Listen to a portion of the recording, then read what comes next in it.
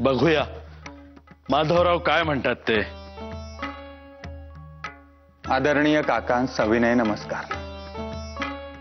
येथे doctor Sinclair यांचे औषध चालू आहे, परंतु दुखण्यास म्हणावा तसा आराम नाही. डॉक्टर सिंक्लेअर आपल्या परीने शर्थ करीत आहेत, परंतु भाऊसाहेबांचे मन अतिशय हळवे झाले असून लहान मुलांप्रमाणे हट्ट करतात. परमेश्वरा, आम्ही येथूनच 2 वेळा रजा वाढवली आहे, परंतु तिसऱ्या खेपेस स्वतःच हजर राहावे लागेल. हेच पत्री इतर सर्व स्नेहांस नमस्कार. तेथील साऱ्या जबाबदाऱ्या आता आपल्या शिरावर आहेत.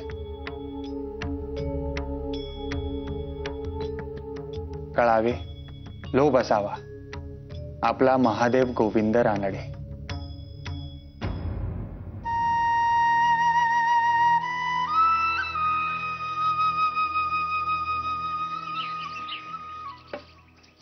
सुभद्रा वहिनी, मला जरा तांदळाच्या कण्या भरडून द्या. माईने आज पेज करून दिली, उद्या म्हणाले कण्हेरी करून द्या. काय हवे ते देऊ हो करून, पण त्यांना म्हणू लवकर बरे व्हा. काल काय म्हणाले माहितीये मला? म्हणाले येत्या संकष्टीस मी 21 मोदक खाऊन दाखवतो की नाही ते बघा. मी म्हटले आम्ही आहोत हो करायला तयार, पण लवकर बरे व्हा तुम्ही. हो,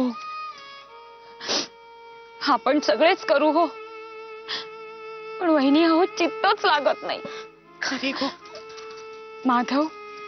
माधव तर दिवस रात्र त्यांच्या उशाशी बसून असतो. अहो त्याने तर 1 महिन्याची रजा देखील वाढवून घेतलीये.